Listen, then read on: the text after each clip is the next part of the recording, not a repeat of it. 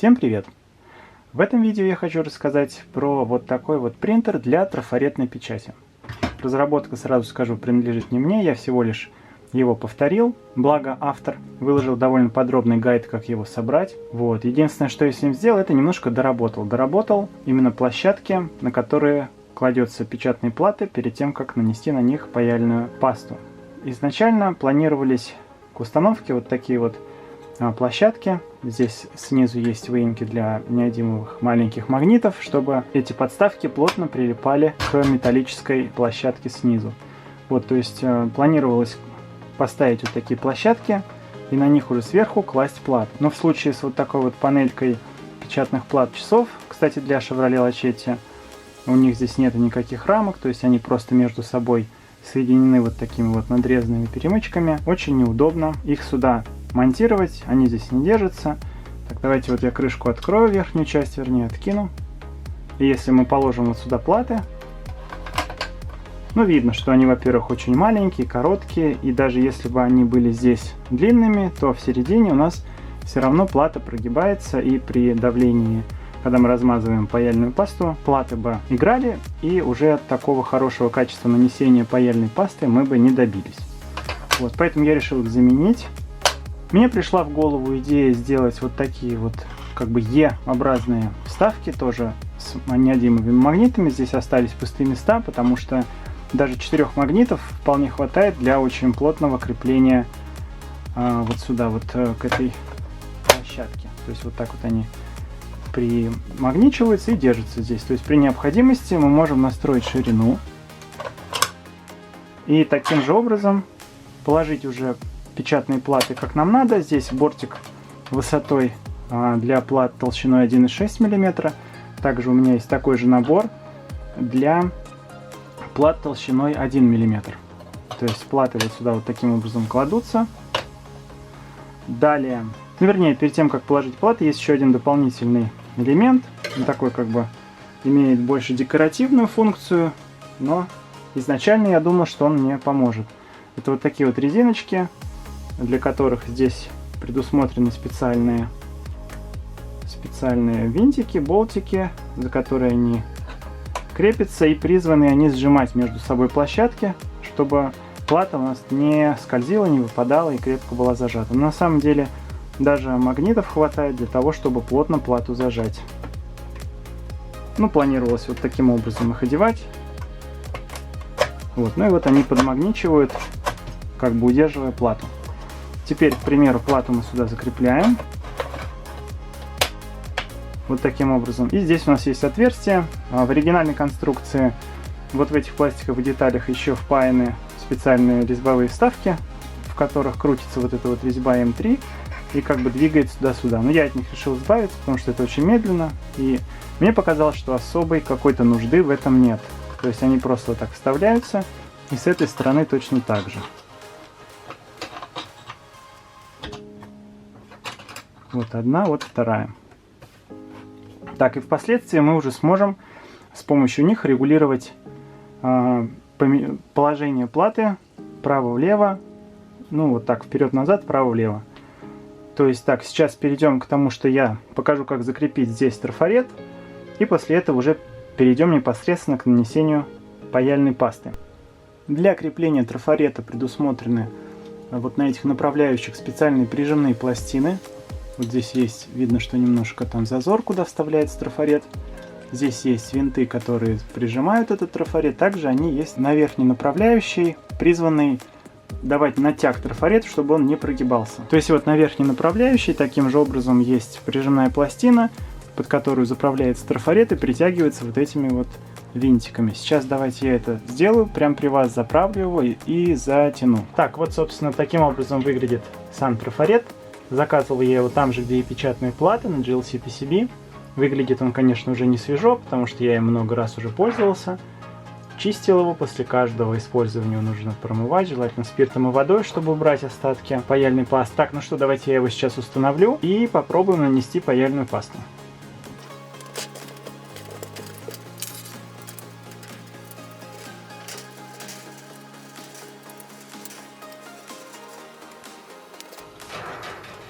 Здесь вот есть сверху регулировка положении вот этой вот направляющей. Я попозже ее покажу, как она работает. Сейчас я ее покручу, чтобы немножко приподнять вверх трафарет, чтобы проще было его здесь совместить потом.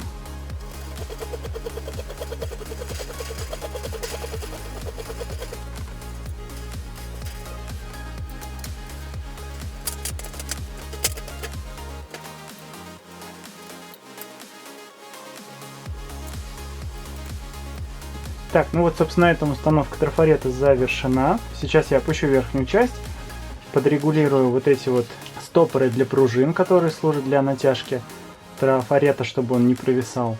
Немножко передвину камеру, чтобы вам было лучше видно, и мы продолжим. Итак, вот я верхнюю крышку закрыл. И сейчас с помощью вот этого регулировочного винта я подтяну трафарет немножечко сюда, чтобы он лучше совпал с контактными площадками на плате. Не знаю, видно вам или нет, но вот сейчас здесь трафарет продвигается, а печатная плата, естественно, у нас остается. Так, вот сейчас, когда более-менее контактные площадки уже совпали по оси X, так скажем, я сейчас установлю вот эти стопорные кольца с небольшим натягом, чтобы трафарет у нас так сильно не играл. Так, все, небольшой натяг дал, пружины сжались. И теперь я продолжаю регулировать положение уже нижней площадки относительно трафарета. Давайте продолжим выравнивание печатных плат относительно трафарета, чтобы у нас контактные площадки четко совпали с отверстиями в трафарете.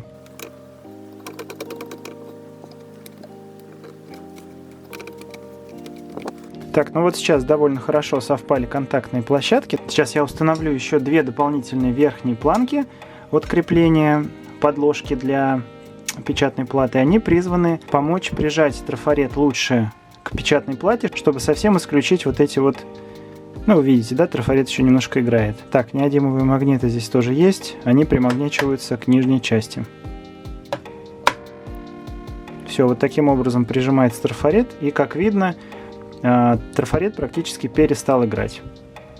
Так, давайте поближе я сниму камеру со штатива и поближе покажу, как совпали контактные площадки. Камеру со штатива я снял, и вот вы можете видеть, насколько хорошо подошел трафарет к печатной плате. Все контактные площадки строго в отверстиях. Все отлично, все прекрасно, все выровнено.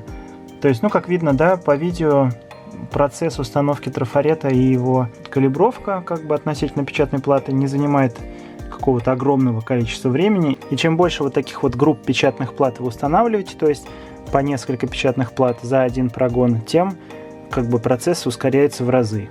То есть, ну вот у меня бывает по несколько таких групп печатных плат я прогоняю, то есть наношу паяльную пасту, и, ну, как бы процесс занимает действительно адекватное количество времени. Так, хорошо, давайте сейчас я обратно установлю камеру на штатив, и мы с вами нанесем уже непосредственно паяльную пасту на эти печатные платы. Итак, я буду использовать вот такую вот паяльную пасту, купленную, понятное дело, в Китае. Температура плавления ее составляет 183 градуса по Цельсию. Наносить, вернее, распределять паяльную пасту по трафарету я буду с помощью обычного лезвия канцелярского ножа.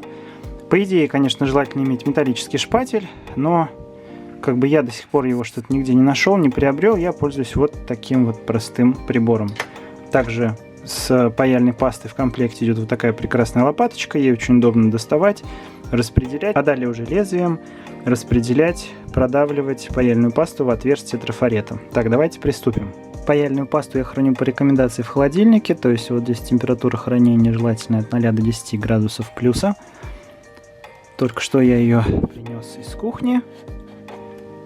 Здесь она запечатана вот таким вот образом.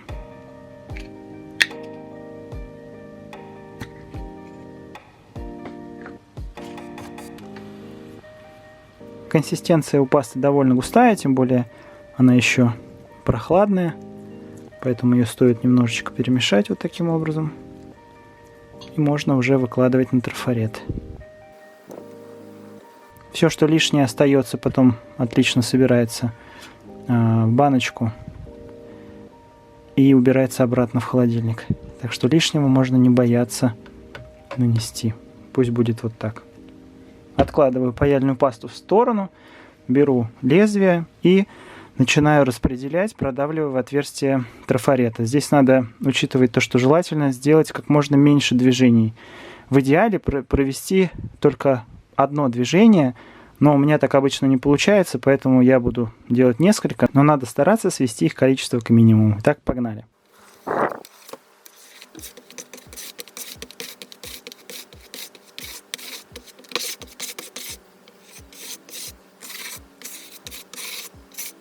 Я сделал довольно много движений.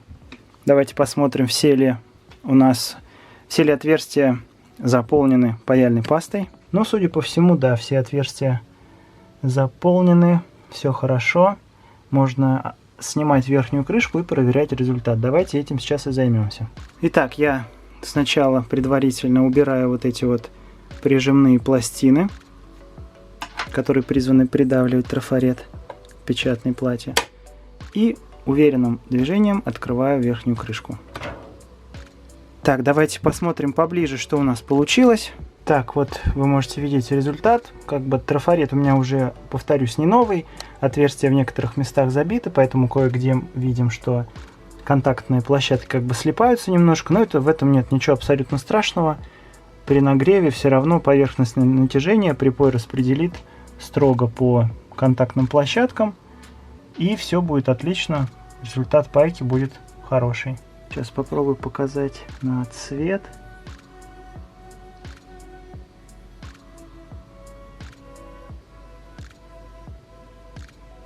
Итак, всем большое спасибо за просмотр.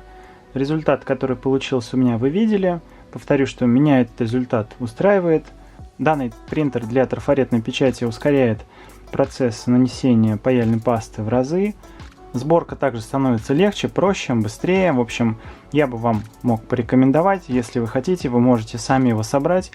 Ссылка на первоисточник, на автора этого проекта будет в описании под видео. Также там будет ссылка на мой блог Drive 2, где вы сможете посмотреть более подробно с фотографиями отчет о том, как я его собирал, каким образом, какие мне понадобились расходные материалы, что я печатал и как на 3D принтере.